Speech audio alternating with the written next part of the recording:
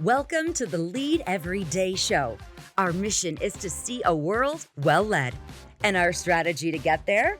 To empower leaders like you to lead every day. So let's get to work. What if I told you that you really could attract and keep the best people in your organization? Welcome to the Lead Every Day show. I'm Randy Gravitt. And I'm Mark Miller. And I'm excited that you have joined us for this team conversation. We've been having it for a few days here, Mark, and I believe that there literally is a way that we can lead our business, lead our teams that would attract people to want to be a part of what we're doing. It. I know years ago this was a challenge for you guys, and you had a chance to work on that some. I actually got to be a part of working on that a little bit with you. And we labeled that work Talent Magnet. You even wrote a book on it. I can't wait to unpack some of this these next few days, because we teach this all over the world to teams everywhere, to organizations everywhere. It's been so fun to do that. But we're gonna let out some of the secrets here, some very practical stuff these next few days. How did that work come about? Let's give the listener a little backstory. What are you talking about here? Let's give them a little backstory. Can you do that for us? Sure. And again, if you're new to our show, you may or may not know that I spent about 100 years selling chicken. I worked for Chick-fil-A Incorporated. And this was just a few years ago. I got a call. The president wanted to meet with me, and we were having trouble arranging our calendars. And it was going to be weeks before we could be in the same room. And he said, well, we've got a retreat coming up. He said, let's meet next Thursday night at 10:30 after the sessions are over. So I knew something was up. The president of the company says, let's meet at 10:30 next Thursday night. Yeah, I'm going to be there, and I'm all ears. Like, what is so urgent that we need to do this? I'm delighted, but kind of caught me off guard a little bit. And so I showed up. And he said, have you seen the annual operator survey? So once a year, and this has been going on for decades, we survey all of the Chick-fil-A operators, the men and women that run the restaurants. A couple thousand of them. I mean, yeah, close to and we ask them all kind of questions. Yeah. And one of the questions we ask is, what's the most pressing issue that they face in their business? And for decades, talent, finding and keeping people, had been in the top 10. And much of that is attributable to the fact that operators, by and large, employ a lot of young people. Many of them are in high school. And so you would expect some turnover if their grades fall or they make the sports team or whatever. So there's some inherent turnover. But Tim said, have you seen the most recent survey? I said, I have not. And he said, finding and keeping people came in at number 1. So it had risen to the top. Historically, it had been number 3 or number 7 or 8 or 5 or 4, but it had gone to number 1. And he said he wanted me to try and figure it out. Now, I have to confess, my first reaction was, well, why didn't you call human resources? Yeah. Which was the wrong answer. Again, some of my dear friends and colleagues are human resources professionals, and they add huge value to the business. But what I quickly realized as I thought about this is a leadership problem. Yeah. Human resources can help, but leaders have to own this issue of finding and keeping people.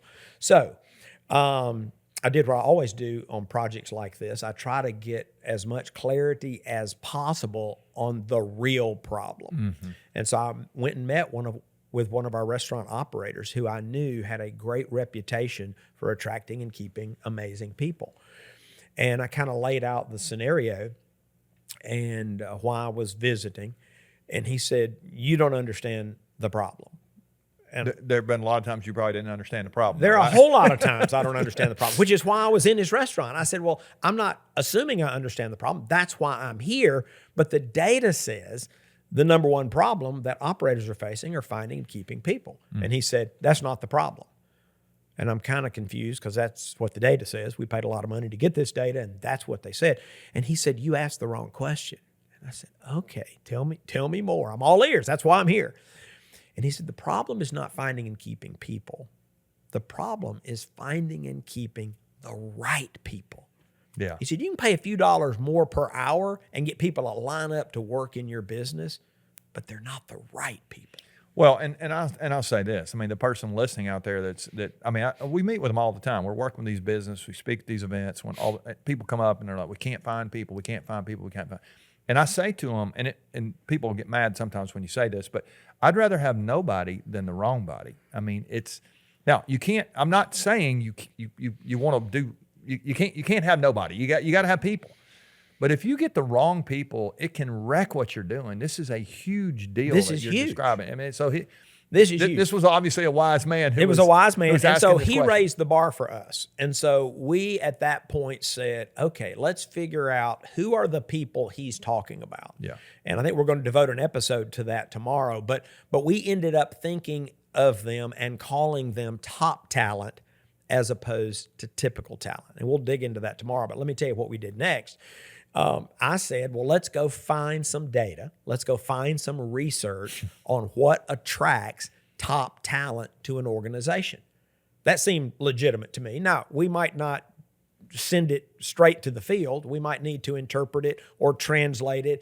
But I said, surely somebody in the world has done this work knows before. what you need to do. I mean, How do you attract top talent? That doesn't seem like we should be the first ones to have ever asked that question.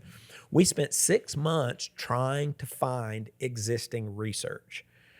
And we called all of the global HR firms. I called Marcus Buckingham. We called academics, and they all told us the same thing. Nobody had ever researched it, which I still to this day find that hard to believe. Somebody listening may know of someone. We spent 6 months and couldn't find anybody who had researched this. Now, there was research on what attracts leaders to an organization, but we or said what attracts no. people. But We're not, looking not at top the talent individual versus contributors, entry level, what attracts those people to an organization. And so we did the only thing best we people. could. Well, sure, what attracts the top talent, Yeah, the best yeah. people.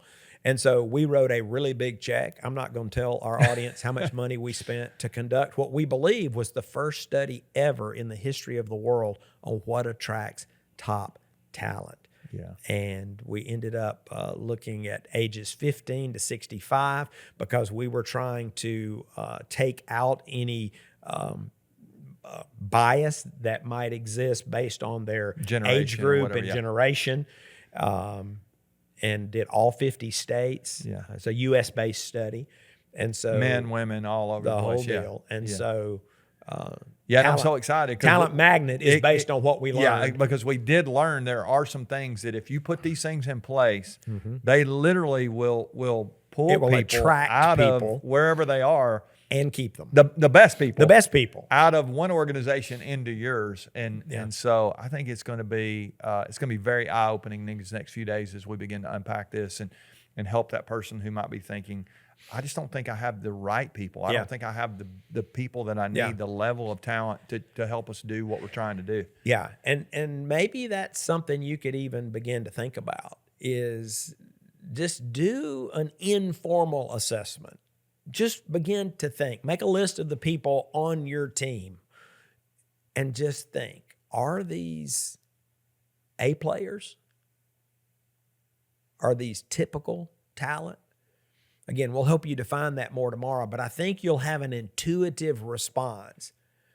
It's like, yeah, we might need to raise the bar here. Well, we're going to tell you how. Yeah, and it's so exciting when you get A players around your table. You got a team full of all-stars. I mean, is that even possible? Yeah, it's possible. Yes, it's possible. It really is. And if you get those people around your table, the sky's the limit. I mean, It it really is incredible what can happen. So I hope you will join us tomorrow. We're going to talk about top talent versus typical talent, the way they think, what they want, and we'll begin to unpack that as we continue this journey. You could also, if you want a little call to action here, I'd encourage you to go get a copy of Mark's book, Talent Magnet. It's a easy to read parable that how to attract and keep the best people. I like your subtitle there, and this is a fun resource. You can get that at leadeveryday.com. You can go check that out. And we actually have a field guide and a quick start guide. We're going to, the next few days, you may want to look into some of those resources. They're going to help you with some of the stuff that we'll unpack. But it's going to be a fun conversation here.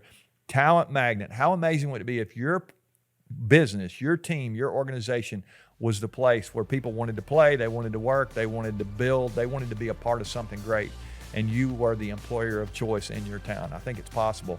Come back tomorrow. We're going to tell you how. Remember, the best leaders lead every day.